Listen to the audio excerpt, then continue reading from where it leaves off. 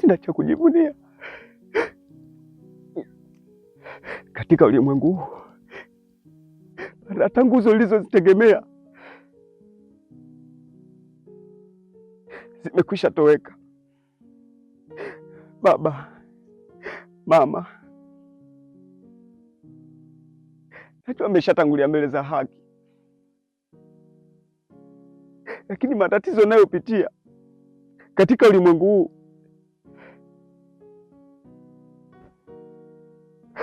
ni makubwa sana.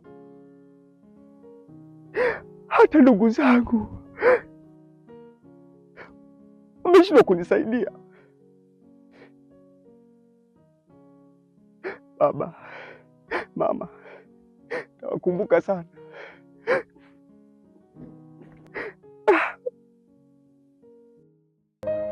Mimi Kifaile, Kifaile, mimi niende wapi?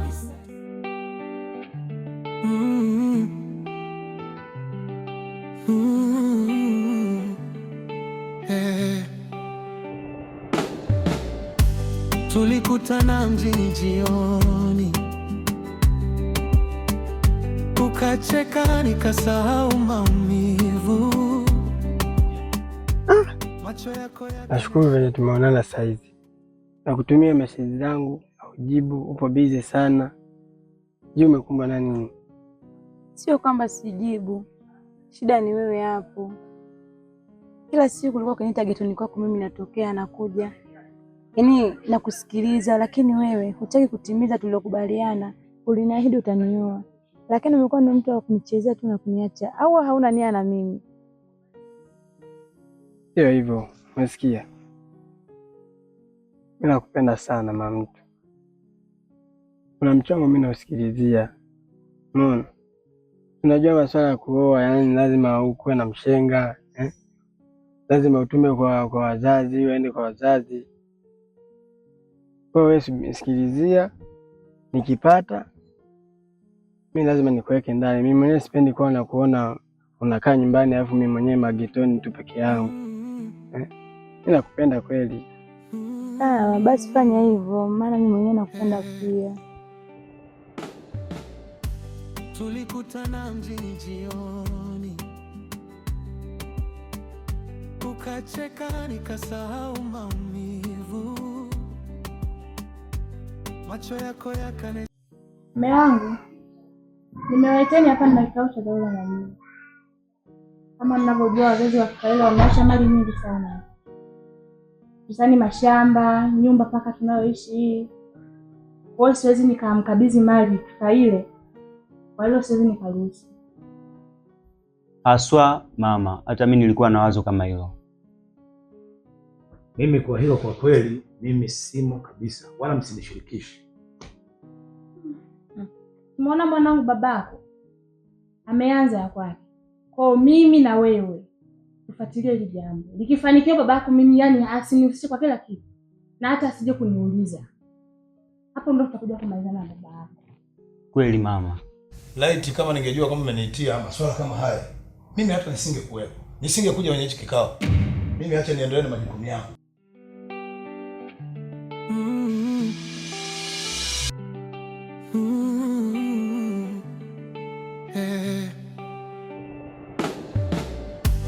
Tulikutana mjini jioni, ukacheka nikasahau maumivu. Macho yako yakanishika. Na mpya jamaa yangu. Safi. Mambo yanakwenda vizuri. Yanaenda vizuri kabisa. Ndugu yangu hupatikani kabisa, hupatikani. Tunajua mimi biashara zangu mzee. Na uwezo ukaamini, yani siku ya leo ni kama bahati. Kwa kweli biashara yangu yote nimeuza, yote nimemaliza, yote. Kambale zangu zote.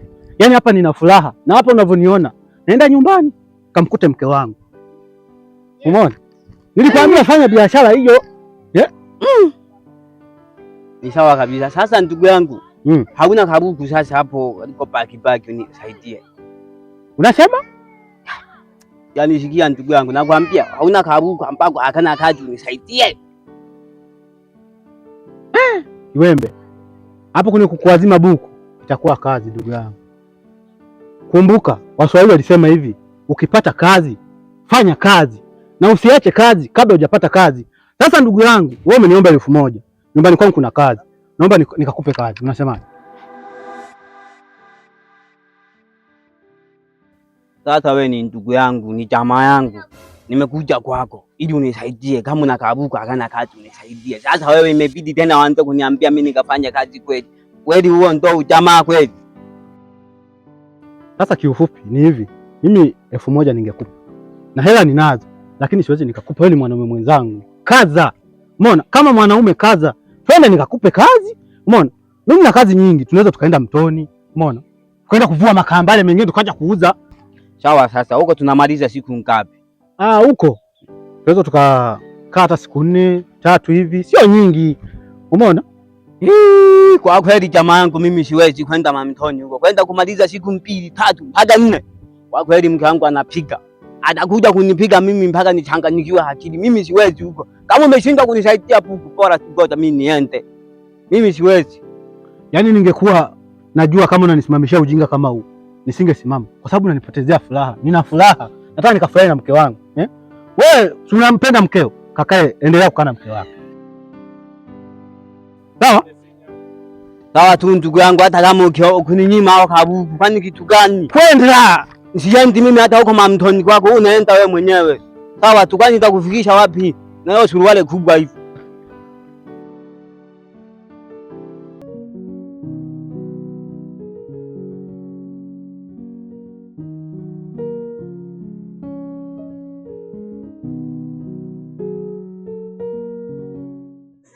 Mama, nampenda sana Asha, lakini Asha amezama kwenye penzi la Kifaile.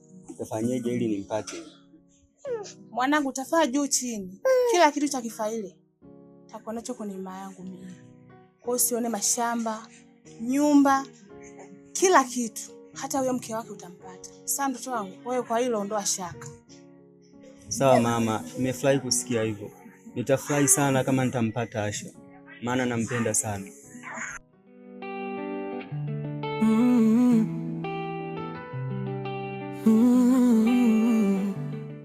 Niambie kipenzi changu. Mimi sina usemi, nilikuwa nimekumisi. Ila pole sana kwa mambo yaliokukuta. Najua unaumia sana, umempoteza baba, umempoteza mama. Ndio alikuwa nguzo zako Asha hapa duniani. Hauna tegemezi lingine. Ila mimi sipendi tu uwe mtu mwenye huzuni. Mimi napenda uwe mwenye furaha na amani. Sipendi kukuona unakuwa katika hali hii ulionao kwa sasa. Naomba ubadilike. Sawa, nashukuru sana kipenzi changu. Na Tumaini, furaha yako ndo furaha yangu. Mimi nakupenda sana. Ila kitu kinachoniwazisha ni kitu kimoja. Kitu gani? Ni kwamba saizi wewe mwenyewe unajua vita nilionayo. Kitu kingine ni kwamba siku ikitokea wakanipokonya kama hizo mali ambazo wanazitegemea wenyewe, mpaka saizi nadhani unalifahamu hilo. Itakuwa na wewe vipi nikiwa sina kitu chochote? Hata usijali mpenzi wangu. Mimi nakupenda sana. Nasitamani kukupoteza. Nakupenda pia kipenzi changu. Na furaha yako ndo furaha yangu. Nakutegemea sana. Ila naomba usije ukanitupa. Usije ukaniachia katika wakati mgumu. Kwa sababu nikiwa sina chochote, tegemezi langu ni wewe. Hata usiwaze. Mimi niko pamoja na wewe. Bega kwa bega. Hatua kwa hatua. Sitamani kukupoteza. Natamani kuwa muda wote na wewe. Kama hivi tulivyo, tutakuwa pamoja na wewe. Una makusudi wewe. Nakupenda hatari. Nakupenda pia kipenzi changu, hata usijali.